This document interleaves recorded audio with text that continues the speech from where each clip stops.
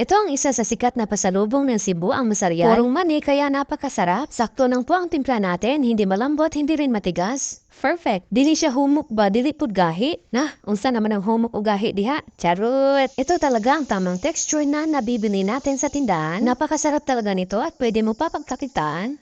Tara, umpisahan na natin. At dito meron tayong 2 cups ng mani. Hugasan na po natin itong mabuti ng 2 hanggang 3 beses. Mas maganda po na gamitin nyo dito yung hubad na mani para hindi na kayo mahihirapan na tanggalan ng balat. At ilagay na natin dito sa ating kawali.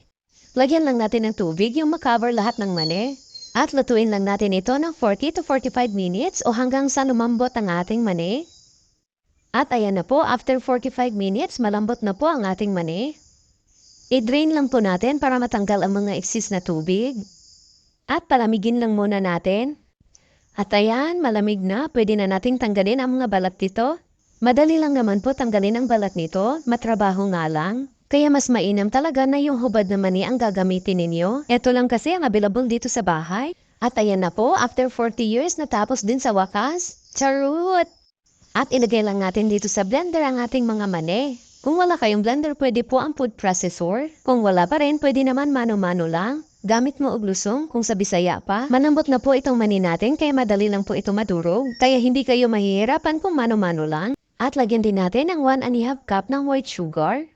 At ayan na po lahat ang ating na-blend na mani. At ilagay na natin dito sa ating kawali. Pwede rin naman po na dito nyo na ilagay ang asukal. Iba-iba kasi ang proseso sa paggawa nito. I-mix-mix lang po natin ito palagi para hindi dumikit sa kawali. Ang tradisyonal na paggawa nito ay mani at asukal lang talaga. Pero gusto ko lagyan ng gatas para mas malinamnam. Napakasarap talaga nito kasi nilagyan pa natin ng gatas. I-mix-mix lang po natin itong mabuti hanggang sa maging ganito na ang consistency ng ating masaryal. Tips ko sa inyo sa pagluluto nito, 5 minutes in medium heat, then 10 minutes in low heat. Pag ganito na nag-form na siya ng dough, pwede na natin ito hanguin. At dito sa nakaready natin na baking pan, nilagyan ko lang ito ng parchment paper. Medyo marami din ang magagawa natin sa 2 cups na mani.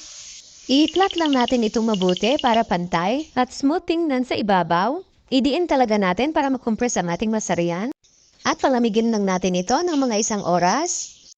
At ayan na, after 1 hour, pwede na natin ito i-slice. Dati, nakatatayin lang ako nito pag may nabakasyon o napunta ng Cebu. Ito agad ang nire-request ko na pasalubong.